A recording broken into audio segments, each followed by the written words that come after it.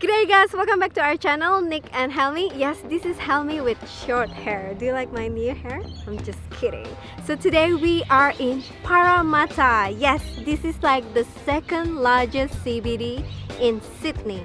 So this is like the western area and it's huge. There's so many variety of food from Middle Eastern to Japanese, Indian to like Chinese. So there's so many different food, but today we're gonna go to 3 places and I hope you guys enjoy today's episode. And if we are missing one of your favorite, just let us know. Maybe we could do next episode. And this sounds like in the jungle or forest, right? Because there's so much construction and we have to find somewhere quiet. So we're gonna show you soon. Let's go!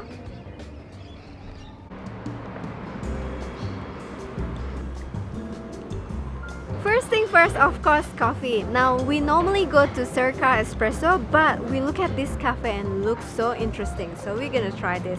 It's called Meraki Merchant. This Meraki cafe is actually quite hidden. It's like hole in a wall and the place is not too big but perfect for you to get like coffee. And apparently the coffee is really nice, so we're gonna try that. But of course, we need to order something to eat for breakfast. Now this one is called Sultan Jaffles. Sultan Jaffles, yeah. So inside there's sucuk, which is my favorite thing.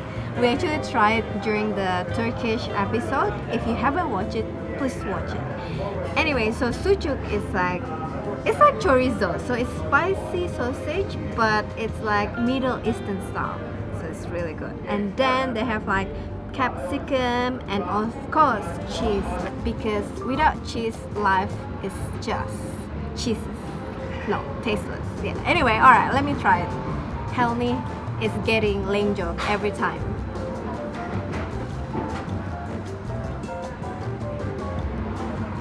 Oh god, so delicious, especially the sucuk. Like, I wish I can get more sausage because I love sausage. So the cheese is so good with the sucuk as well. And you know, normally I don't like olives because it's like super sour. I really don't enjoy it so much, but with this one is actually perfect. It gives you like some sourness, cheesiness and spiciness and creaminess. It's really good combination of everything, and it's super simple. How come I never thought about making this? Because I'm not good cook. So we actually met our friend who is kind of local to the area, and she was saying that this is definitely one to order here in this cafe, other than the coffee, of course.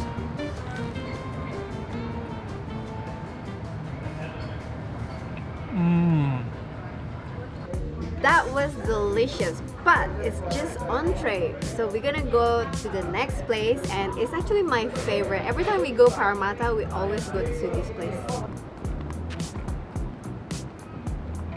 Alright, so correction, I always go to this place, which is Temasek, and Nick never been. Oh my god, you are missing out, Nick.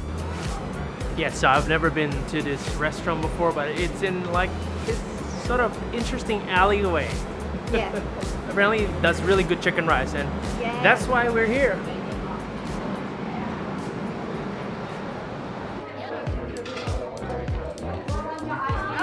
When you look at the menu, there's like 2 sections, one Malaysian style, Singaporean style. They also have Indonesian too, right, Helmi? Yes, Yeah, nasi goreng. So very interesting. The place is, you know, very loud. So the place has been here about 30 years. It's like a classic at the institution here in Parramatta. And we're gonna be ordering classic Hainanese chicken rice because Helmi's been boasting about how good it is. And then we're gonna order Nasi Lemak because, you know, I miss Nasi Lemak.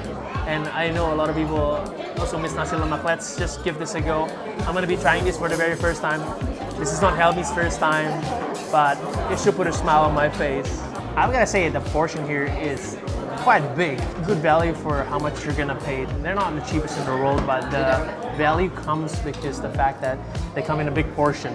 And one thing that a lot of people underappreciate about Hainanese chicken rice is how good the rice is. The rice is like just so fragrant. And that's why we're gonna start off with a bit of that rice, bit of that chicken. Look at that. It's beautiful. It's just glazed with all that oil there. Now this is a different style than what I usually eat in Singapore. In Singapore, they're more kind of watery and all the soy sauce are all just dipped where the chicken is, but this is more of your sort of darker and more thicker soy sauce there.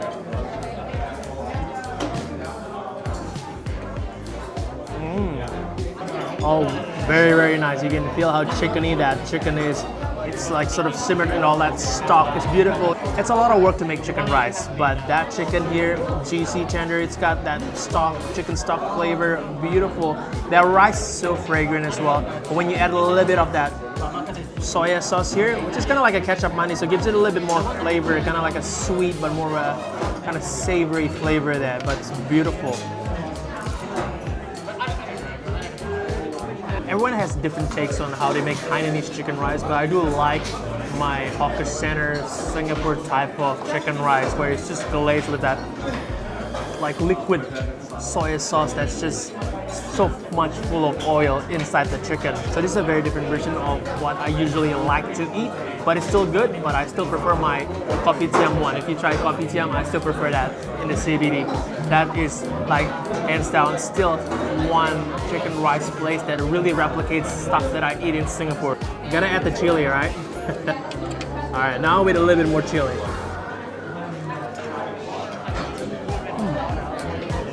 That's what you need. A little bit of that chili. Completely different flavor. Got that tanginess, that sourness, but beautiful. Really gels perfectly well. Love that. This one is on the Nasi Lemak. You get the beef rendang.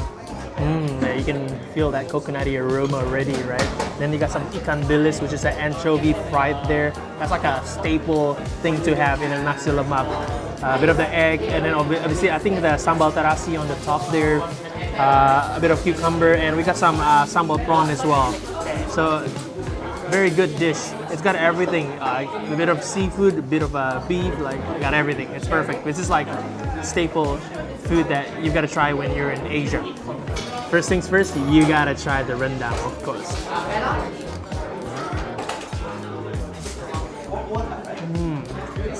So immediately you get that coconutty flavor, but the beef itself, it's tender, but it feels a little dry there. I like it more of a wet style, maybe because I grew up in Indonesia and our rendang is, you know, it's all the wet rendang, so you get that kind of juice sipping in everywhere, but they've got the right amount of chili as well, more kind of peppery, beautiful actually. Nasi Lemak, which is like the national dish of Malaysia.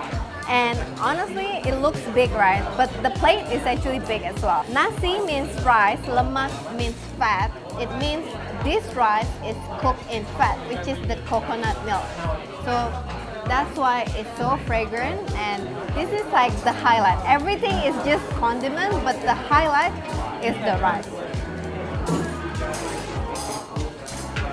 Wow, it's like very coconutty, very fragrant. Bit of the ikan bilis, the achar, and then of course the coconut rice. You can smell how fragrant it is. You can smell that coconut smell. It's like everything coconut here. Love that.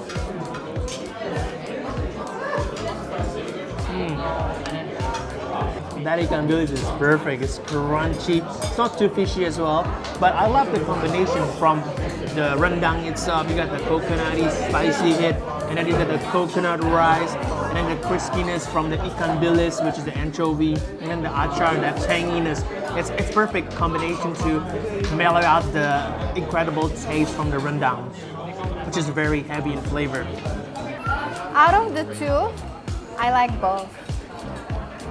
I can't choose. And also their nasi goreng is nice. What else? The prawn mee, Helmi is also good. Mee siam I never tried, but I heard it's good. So yeah, this is like classic. I don't know why Nick never tried. This is institution, Nick. There's like incredible amount of construction here in Parramatta. I don't know if it's a good thing. It feels like they're doing it all at the same time. So everywhere you go around Parramatta, if you're driving, it's a lot of jam, man. It's a lot of jam. It's hard to get around. Every corner's blocked as well. But hopefully in a year or two, it'll look beautiful. So I saw it in internet. There's this new place called Paramedic Square, and there's like a lot of eaters. We actually want to see it, but couldn't find it. Where the hell is it? So I think we found it. I think this is Paramedic Square. I think there's a bit of a tunnel there. A lot of shops inside as well. We're gonna check it out, but there's this place called Lily Moo. This is something that we've been sort of searching online, and we thought it was kind of good to go, but I think they're only mainly for dinner, so we might have to come back another day to check it out and tell you guys how it is. But yes, it's kind of nice. It's surrounded by tall buildings, so this area is kind of cool. Bit of a wind tunnel, so you get a lot of that wind breeze. Quite nice. So let's check out the place here.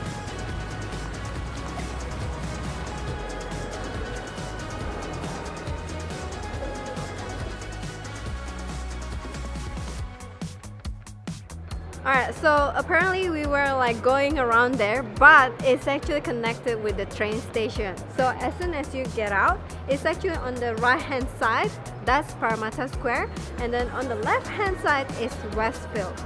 Now I want to live here. Very convenient, right? Very convenient. So I guess Paramedic Square is kind of more your fancier side. You got Harvey's Sandwich, Betty's like Burger, restaurants and cafes, whereas this one, I think straight is like a food court. Well, it's Westfield, so shopping. And upstairs is like a bus station where you can go anywhere else from Parramatta. Very convenient. So if you're craving Vietnamese, well, this is one of the places you can get pho noodle. Now I know in Parramatta there's a lot of food. Okay, there is a lot of freaking food. Okay, so but our stomach is limited, so we can't eat them all today. So we're gonna show you this one and maybe some dessert because Helmi. So let's go. And we're here.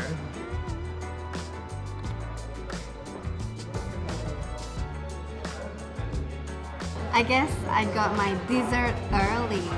So I ordered the 3-layer dessert. I think it's called 3 beans or 3-color dessert. There's a Vietnamese name. It's basically the mung bean, red bean, and also pandan jelly with some coconut sauce. This one is a very classic Vietnamese dessert, and it is really, really refreshing. All right.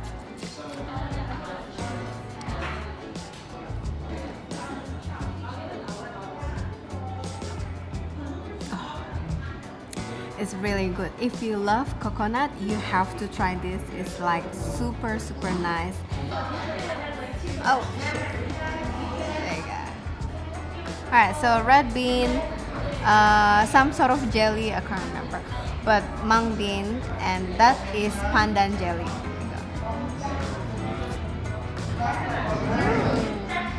They're very refreshing. It's like mushy and sweet, and the prominent flavor is definitely the coconut. So if you love coconut, you have to try this. So this is the rare beef pho. Now usually what I do when I go to a Vietnamese restaurant, it depends on the restaurant. Sometimes they cater to this, sometimes they don't. But I like to ask them to separate the beef, because this is what happened, right? If they put the beef inside, they'll get overcooked very quickly. So what I'll do, I'll just take it out a little bit, some of the beef here, just to so it stays tender, right? Otherwise it gets overcooked and it gets like a bit much there. Also, they actually separate the onion, which is very interesting. A lot of the time the onions are actually inside the pho broth here, but they've separated it because a lot of people I think may not like onions, but I do like my onions, so I'm just gonna put it in.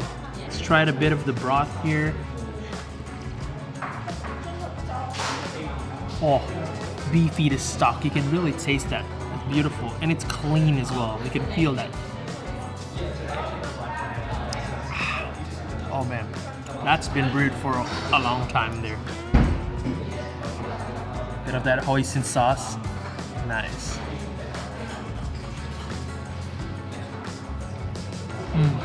Now this beef right here, it looks overcooked, but it's actually tender. So if you do come to a Vietnamese restaurant, try to separate the beef and try to cook it as you go along, so it stays tender and stays just juicy. Again guys, there's no right or wrong, everyone does it differently. This is kind of how I like to do it. The Nick can help me. Well, the Nick way. Only Nick. Alright, so now Helmi's way. Also bean sprout. Bean sprout, some lemon, of course onions as well. Yeah, it's very interesting why they separate the onions. Maybe not so many people love onions. And yeah, this chili, but Oh no. Oh my god, look at that. Oh no, that's gonna be so spicy. She loved the cut chili. I love it. Yeah, this is how I do it. And chili sauce. There you go. That's ruined. Too much chili. Red, it's like a volcano. What? About No, to this explode. is still okay. That's why, every time we go to pho restaurant and we only share one bowl, I It's will not ask, the pho. Huh? When we share, it's not the pho. You have your own pho, I have my own. Oh yeah, that's true. But like for today, I was like, okay, you go first because I know he's not gonna put any weird stuff inside the pho noodle. I literally can smell the chopped chili from here. Really? Yeah, it's super strong.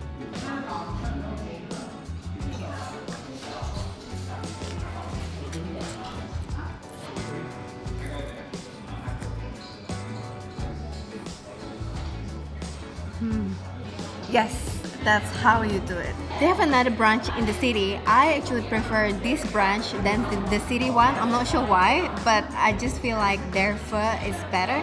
Now, in terms of the soup, there are two types of pho. So one is basically the heavy beefy style, which like is very strong and very like star anise. And the other one is like very light. So this one is the light version. It's still beefy, but then it's not too thick. And it depends whether you feel like something, very heavy, then this is not the place. But if you feel like something light and easy to digest, this is the one. And anyway, in Parramatta, I think this is like one of the best pho. So if you are craving for pho, this is it. Now we don't normally come to Parramatta because it's kind of out and about and quite like about a 40-minute drive from where we live. There is a lot of stuff happening here, a lot of construction, so we know that in the next year or two there's gonna be a lot of more food here. So we showcased today Malaysian, Singaporean and of course Vietnamese. Did we miss your favorite? If we did, let us know your best spot here in Parramatta because we don't know much about Parramatta, but you guys might know, so leave us a comment down below. And as always, thanks so much for watching and we will see you guys next week.